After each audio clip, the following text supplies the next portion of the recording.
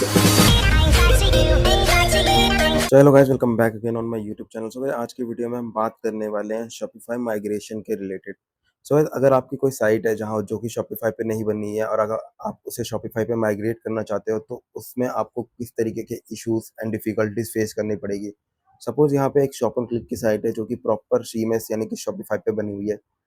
यहाँ पर एक और साइट है जो शॉपिफाई पे नहीं बनी है। ये एक मैजेंटा लैंग्वेज पे बनी हुई है, कोर लैंग्वेज पे।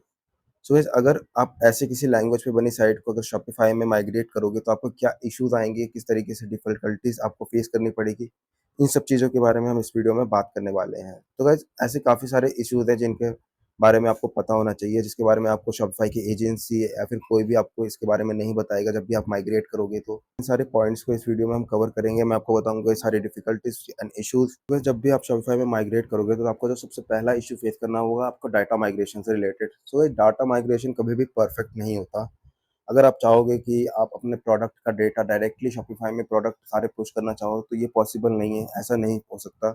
या फिर आप अपने कस्टमर के जितने भी क्रेडेंशियल हैं, जितने भी आपके कस्टमर हैं, उनका डेटा आप डायरेक्टली शॉपिफाई में डालना चाहो तो ये भी पॉसिबल नहीं होता। या फिर आपकी जितने भी ऑर्डर हिस्ट्री है, आपके जो ऑर्डर्स फुलफिल हो गए हैं, जो भी फुलफिलमेंट स्टेटस है, ये सारी चीज़ें आप अगर शॉपिफाई में डायरेक्टली ऐड करना चाहो तो ये सारी चीज़ें पॉसिबल नहीं है। वैसे ही शॉपिफाई में जितने भी प्रोडक्ट के मेटा फील्ड है, वेरिएंट है और काफ़ी सारी चीज़ें, ये सारी चीज़ें अगर आप चाहो ऐड करना, सो ये सारी चीज़ें डायरेक्टली पुश करना शॉपिफाई में अलाउड नहीं है, पॉसिबल नहीं है। सो गाइस, शॉपिफाई में माइग्रेट करते वक्त हमें जो सेकंड इशू यानी कि सेकंड चैलेंज को फेस करना पड़ता है वो होता है हमारी एसईओ से रिलेटेड, यानी कि हमारी एसईओ पर भी इसका बहुत इफेक्ट पड़ता है।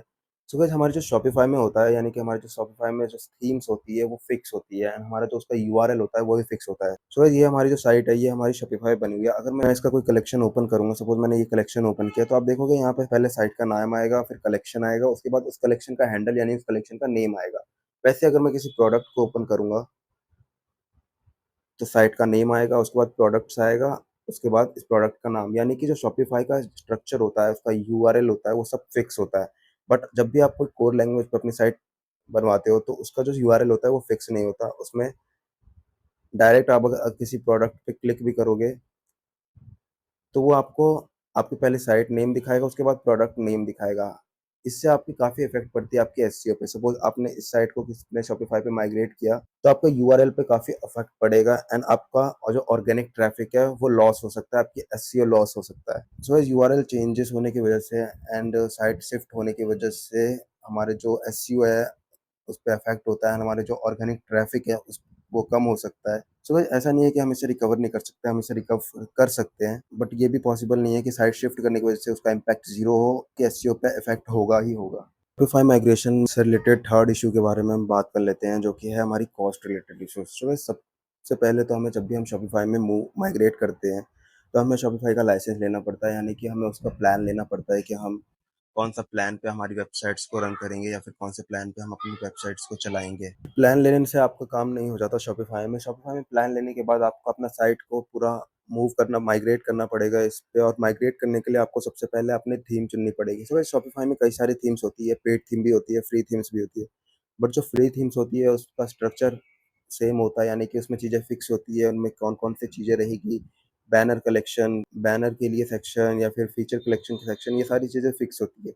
बट जो पेड थीम होती है उसमें काफ़ी नए फीचर्स भी होते हैं। सो अगर आप पेड थीम लेना चाहते हो तो उसके लिए आपको एडिशनल कॉस्ट देना पड़ता है। अगर आप उसका मंथली चार्जेस करना पड़ते हो तो अगर आप उसके लिए मंथली चार्जेस करना चाहते हो तो आपको उस थीम के लिए मंथली पेमेंट करनी पड़ती है, या फिर आप उस थीम को खरीदना चाहते हो तो आपको एक ही बार में उसका पेमेंट करना पड़ता है। बट अगर आप फ्री थीम यूज़ करना चाहते हो तो आपको उसको बेहतर बनाने के लिए आपको कस्टमाइज़ेशन करानी पड़ेगी। आपको अपने डेवलपर से या फिर किसी बाहर के एजेंसी से आपको उस पे कस्टमाइज़ेशन करानी पड़ेगी, जिससे आपकी कॉस्ट में 20 से 30% और इंक्रीज़ होगा। फिर रिव्यू दिखाना चाहते हो शॉपिफ़ाई में तो उसके लिए आपको एक ऐप लेना पड़ेगा शॉपिफ़ाई से। सो शॉपिफ़ाई में कई सारे ऐप्स होते हैं लाइक रिव्यूज़ के लिए, यहाँ पे एक जजमी ऐप होता है, लुक्स ऐप होता है। अगर आप ये देखो जजमी ऐप है, तो आपको इन ऐप्स के लिए भी अलग से पेमेंट करनी पड़ेगी। तो इन सब का कॉस्ट मिला के आपका काफ़ी सारा कॉस्ट इंक्रीज़ हो जाता है। जो कॉस्ट आपको पहले आने वाला था, उसमें 20 से 30% कॉस्ट और इंक्रीज़ हो जाता है। सो गाइस, ये तो हो गई हमारी एडिशनल कॉस्ट रिलेटेड प्रॉब्लम, जो हमारी कॉस्ट रिलेटेड इश्यू था उसके बारे में हमने बात कर लिया। सो गाइस, ये सारे कुछ इश्यूज़ थे जिनके बारे में आपको पता होना चाहिए जब भी आप शॉपिफ़ाई में माइग्रेट करते हो किसी भी साइट से। एंड गाइस अगर मैं आपको बताऊँ तो ये सारे इश्यूज़ सिर्फ़ शॉपिफ़ाई में माइग्रेशन के दौरान ही नहीं आते हैं, जब भी बट अगर आप कोई किसी भी प्लेटफ़ॉर्म पे या किसी भी सीएमएस पे अपनी साइट को माइग्रेट करते हो, सपोज़ वूकॉमर्स या फिर वर्डप्रेस, इन सब चीज़ों पर भी आप अपनी साइट्स को माइग्रेट करते हो, तो ये सारे इश्यूज़ आपको फेस करने ही पड़ेंगे। शॉपिफ़ाई यूज़ करने के कई सारे फ़ायदे भी हैं। शॉपिफ़ाई में आपका डाटा क्लीन रहता है, आपके जितने प्रोडक्ट्स हैं वो क्लीन रहता है। आपके कस्टमर का डेटा, आपको ऑर्डर्स डेटा, ये सारा अच्छे से पूरा तरीके से क्लीन रहता है। आपके फुलफिलमेंट स्टेटस, जितने भी ऑर्डर से रिलेटेड स्टेटस है, वो सारे मार्क्स होती रहती है।